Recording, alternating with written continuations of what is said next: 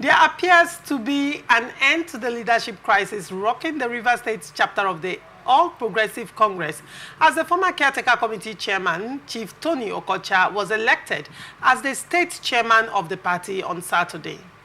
Chief Okocha was elected alongside others to spearhead the affairs of the party for the next 4 years, having completed his terms as the CTC chairman of the party during a state delegate congress.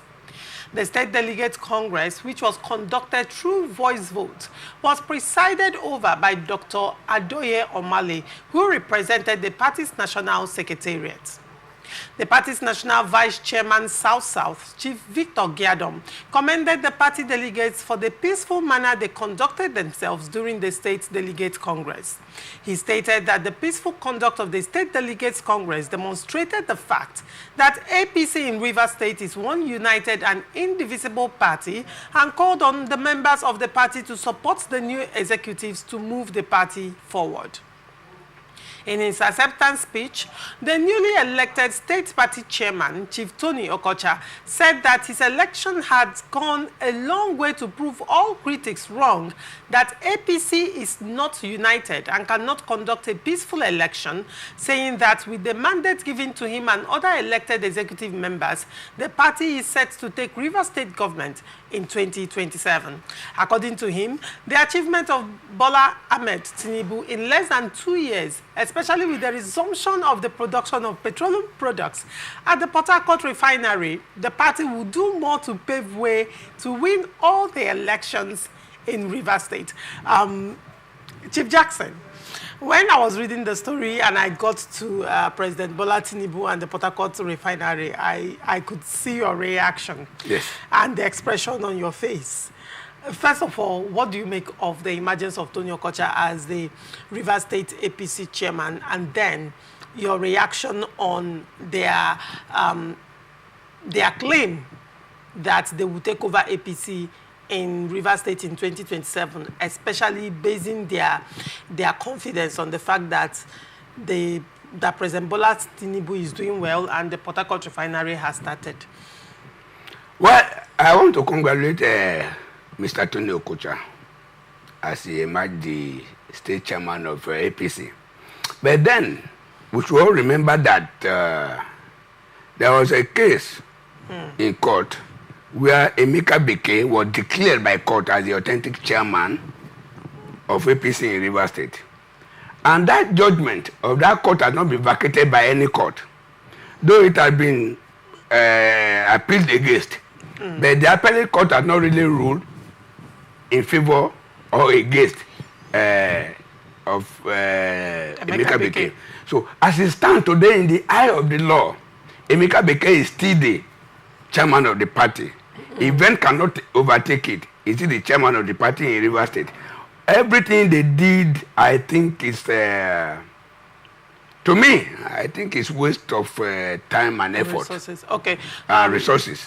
Okay. That is it. All right. Now, before we delve deeper into the Emeka Beke's, Tony Okocha's emergence as the APC chairman in Rivers State, you made mention of a previous court judgment that reinstated Emeka Beke as the substantive APC chairman in Rivers State. Yes. And you said that that court judgment, even though appealed, has not been vacated yet.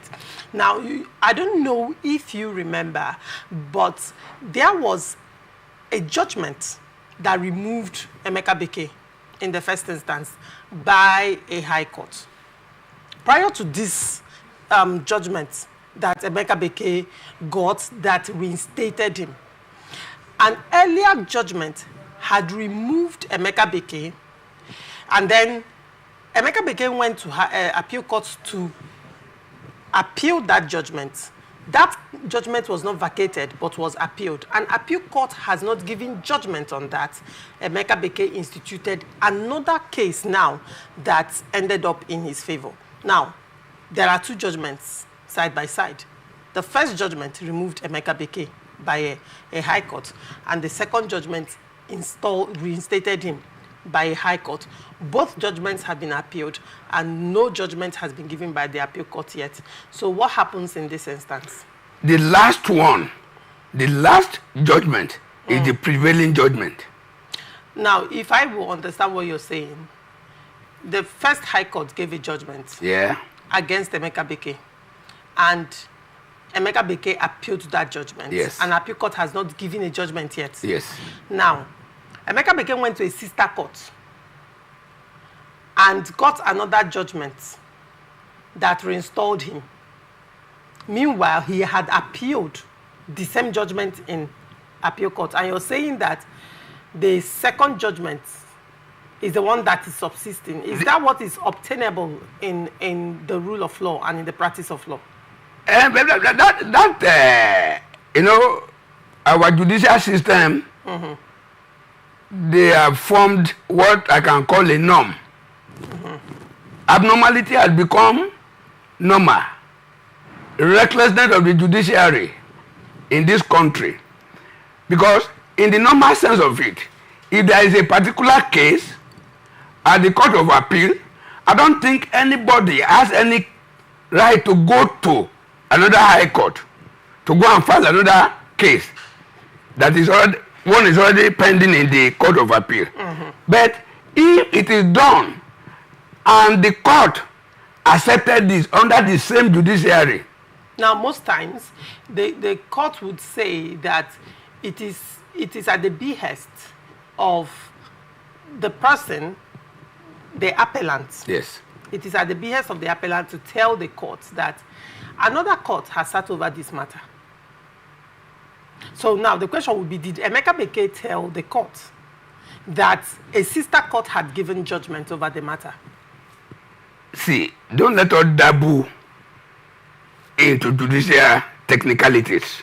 Well, but what I want to tell you clearly now, the last judgment is valid and is still valid. Now, if I, okay. Until there is a superior court that vacates it. All right. It remains valid. All right. Okay. If you say the last judgment is valid and remains valid. Yes. Let me ask you a question. Can a court of equal jurisdiction vacate the judgment or the order of the same court? Can a High Court vacate, nullify, invalidate the order or the judgment, or in this instance, the judgment? Can a High Court nullify the judgment of another High Court? In a normal judicial territory, no. Now, if... But in Nigeria, yes. Now, because they have changed, that's why I tell you that they have put abnormality to become a norm. That is a situation whereby now I can leave Port Harcourt High Court, go to Borno State, to go and get another. You're talking of the instance of Federal High Court. Now, in Federal High Court, yes. Federal High Court is one everywhere. Probably, yes. Probably it is left for the agency. And they have equal power. Yes. With the state High Court. Federal High Court, they have their sister courts. However, there are yes. exclusivities. Yes. There are exclusivities. But now, do not allow us to prolong this matter. No, hold on. This matter is it is very important because now you are saying the last judgment can never be vacated by anybody except a superior court. Now, and if a superior court has not vacated the last judgment, it's still valid. Okay, very well. Now, let's look at the position of the APC National in this entire conundrum. Yes. Now, APC National is standing on the first judgment. And they're saying the first judgment invalidated. You know that, you recall that APC National actually even dissolved the Emeka Beke's faction as well. Now, they are standing on that first judgment. There had been a judgment prior to this time, right? And now, any other judgment that is coming, can you hold APC National in contempt for sticking to the first judgment? Yeah. You're holding them in contempt. Yeah. So are you saying by your statement that the first judgment is invalid? The first judgment. Is it invalid? Event has overtaken it. The present judgment is the prevailing judgment now. Wow. I'm not a legal luminary. All right. But at the same time, commonsensically, I'm a legal Yes, I'm legal friendly. After all, in criminology, I did a little of a law. You understand? You know, I like the fact that you're saying that and you are smiling and you're trying to carefully choose your words. Well, to the extent of my knowledge, to the extent that I know, I'm aware that when there are two judgments, the first in time takes preeminence. When there are two judgments by a sister court, the first in time takes preeminence. Okay. Yes. But now you are saying that probably because of judicial rascality that Nigerians are, that is being experienced in Rivers State, yes. Anybody can choose to go with whatever the person wants to go with. And your own instance, they should go with the second one. The second one is the prevailing one. That's the one you choose. Yes. That other one, to me, in the eye of the law, that one. Not is it in the eye of the law or in the eye of Chief Jackson Lekojo? In the eye of Chief Jackson Lekojo. Our political and judicial system. That other one is dead. No, wait. Chief Jackson. Now, if you say in the eye of the law... Emeka Beke, as far as I'm concerned, is the chairman of APC in Rivers State today. Right, very well. Until any superior court vacate that judgment. I was thinking you would have gone... I don't even know Emeka Beke. Hold on. I was thinking that probably you would have gone to this perspective, the fact that there was an existing court injunction. Possibly I may not even be aware of that one. Okay, there is an existing court injunction. Okay, I'm not aware of that one. I'm just talking about the one I'm aware. All right. Now, and I'm sticking to the one I'm aware of. I am telling you that there is an existing court injunction. Okay, but maybe from Rivers State High Court. Oh, okay. Stopping the Congress. Initially, the APC, the Emeka Beke faction had gone to Federal High Court to stop that Congress, and the Tony Okocha led faction went to appeal court and vacated that order. However, in an interesting turn of events, few days to the state congresses, there was another court injunction this time around from a state high court stopping the state congresses from happening. And the reason was that there are three men from APC went to court and said that they paid for form, but they were not given for the form to contest. And therefore, they prayed the court to stop the congresses and until the substantive suit is heard. Now, in this instance, APC defied it and went ahead with the state Congress. Now, in this instance, seeing what has happened, and you recall that PDP in Rivers State also defied court order and still went ahead with their congresses as well. All these things, we are in a lawless territory. That's why anybody can do whatever they like. A ruling party at the federal, no matter what, just like what happened in Bayelsa State, that the inauguration of a new government is tomorrow and court issue another today, and they have to obey it. You understand? So to me, there is no time frame for this thing, that if it is not this, if this Congress did not hold this period is late, all this and that, they should have obeyed that injunction. Because if they had obeyed, it's not going to be injurious to the party. It won't be injurious to the party. 2027 is two years ahead. It's not going to be injurious to the party. Do you see this playing out negatively for APC in 2027, considering what had happened, was it in 2019 when APC was taken out of the Guba elections because of issues like this? I even believe that these people doing all these things, all that thing, they are doing it detrimental to Mr. President Bola Ahmed Tinubu 2027 re-elections. Because we are getting to a situation where by 2027, if care is not taken, APC may not have any candidate in Rivers State. Mark my word. It has happened before. It happened also in Zamfara State. It may happen 2027. And it will be injurious, detrimental, inimical to the re-election of President Bola Ahmed Tinubu 2027. So these people, they might one way or the other be doing this thing to even hurt President Bola Ahmed Tinubu re-election. But definitely, he himself is not a small boy. He's a big political figure. Well, would we say, are we looking at this hurting President Bola Ahmed Tinubu's 2027 presidential ambition, or even the state at the Guba level? You know, I'm saying this Guba level and National Assembly level. I'm saying this because you recall what happened in Rivers State in 2023, the presidential election. There appears to be a transition in Nigerian political ecosystem, the way it's being operated now. People at a certain level, probably, let's say, more at the national level, elections are not heavily based on the party, but the candidates. Now, we saw it play out in 2023, where APC, PDP voted Labour Party.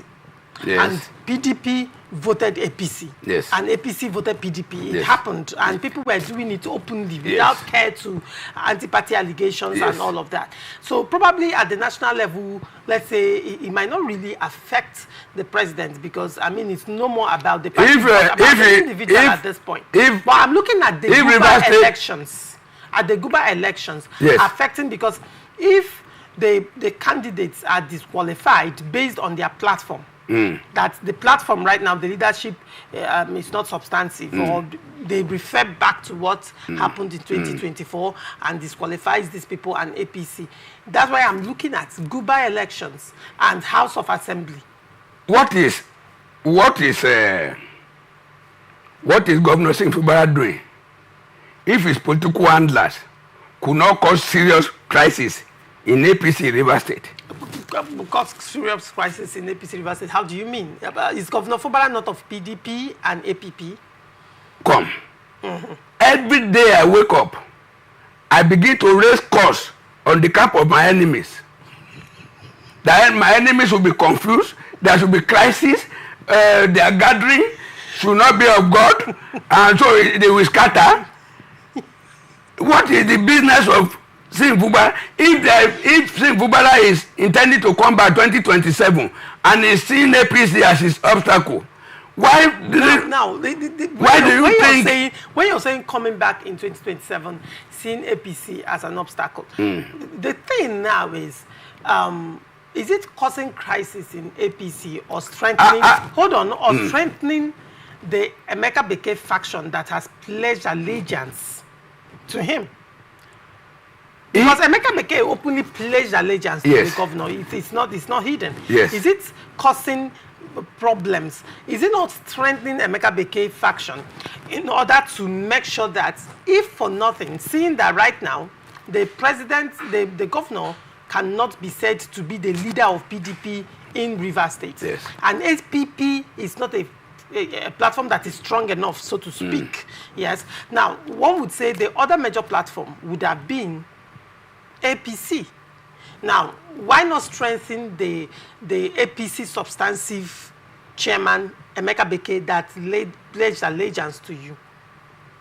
But come when you say the handlers of the governor, now everybody will now point to the governor and say, okay, this is the finger of the governor doing this. No, I am not saying. I say, what is the governor doing? If he cannot throw stone to the... How do you see the governor being able to do that? Come, what if they say political tactics and strategies? What is it? Is your political tactics and strategy, is it to build and empower the opposition? No, now. If I'm praying for God's blessings, and at the same time I will say, God, whosoever that will be an obstacle to this my blessing, please put confusion in their rank and file. All right, now, seeing as that is it. See. Yes. If Governor Singh Fubara's political handlers, if they are smart, which I know they are smart, they should be causing confusion seriously into the rank and file of APC. And do you think that has happened? It's happening. But I don't know that. I'm not saying they are the one doing it, but it's happening. Emeka Beke cannot be taken for granted. And his followers. And because of the prevailing economic crisis, hardship in the country, I wonder why Tony Okocha is, those are the people deceiving Mr. President one way or the other. How so? I wonder why Tony Okocha is saying because of the achievement of Mr. President. I am more Baptist. I am more Bola Ahmed Tinubu than Tony Okocha. Not by tribe, by political relationship. You're right. You understand? Mr. President, if you are in a normal climb, APC should not be able to win a ward councillor in 2027. Right. Mr. President has been trying by working like an anthill, busy all the day long, from France to South Africa. Go and bring investors. But there is the environment here is not comfortable, will not be comfortable for the investors to stay. So, Mr. President, political policies, economic policies, and whatever security, whatever, that is not yielding anything, should be a common factor of failure for APC 2027. All right. Now, let's still come back to Rivers State. You talked about the governor. Now, having seen that, as it stands right now, the National have conducted congresses in Rivers State. And Tony Okocha has emerged the substantive chairman of APC in Rivers State. Fractional. Pending when a court... Fractional. Hold on. Fractional chairman. Hold on. Emeka Beke is not part of this arrangement. So Emeka Beke is not part of and that is fractional. Hold on. It is not hidden that Emeka Beke is at variance with the National right now. And to a large extent, there has been a Supreme Court judgment that has empowered political parties to deal with their internal wranglings, and that has empowered political parties to actually independently run their affairs, right? Now, that's why I said, pending when the same court comes to say, okay, the actions of the National is not in line with what is obtainable with the law, and sets Tony Okocha aside, the National has conducted congresses. Yes. And Tony Okocha has emerged. As the fractional chairman. In your eyes, he's the factional chairman. Yes. In the eyes of APC National, he is the Rivers State chairman. The APC National will now come to Rivers State to conduct elections. The question I want to now ask you in light of that is, seeing that now APC Rivers State is in the or under Tony Okocha, and clearly it is Tony Okocha and the governor appears to be at daggers drawn politically in the state. And then you look at PDP itself. The governor seems not to be in control of PDP as a party in Rivers State. How do you think this is going to affect the governor's 2027 ambition and re-election in Rivers State? Except the governor is not politically serious. Okay. I spoke with a giant. It's a giant in government. It's a giant in APC over the weekend. And I asked the man, and I said, Oga, what of if Sim Fubara decide to join APC tomorrow? He said, if Sim Fubara decide to join APC tomorrow, he's welcomed. So, what of tomorrow? Sim Fubara just move to see the president, see the vice president, see the national chairman, deputy national chairman, and others, meet all these people and vow his loyalty.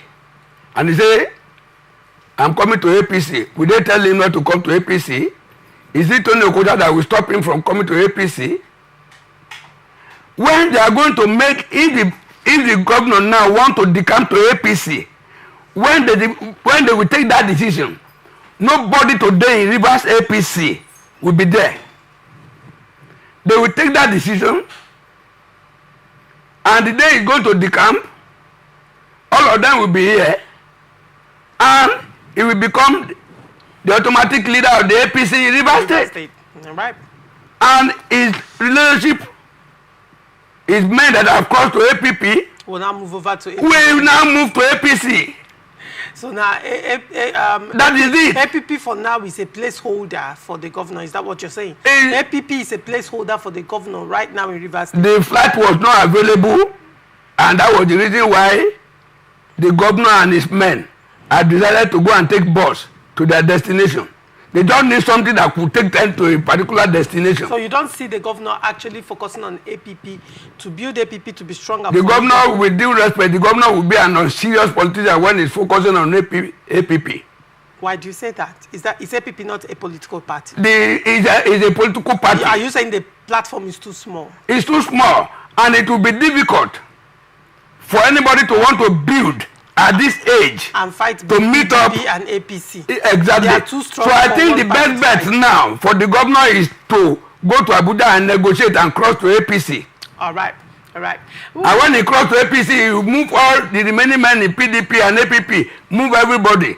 All right. If the governor can do this, then later the governors will come and give me an award. Right. Okay. Very well, Chief Jack. This is a free consultation.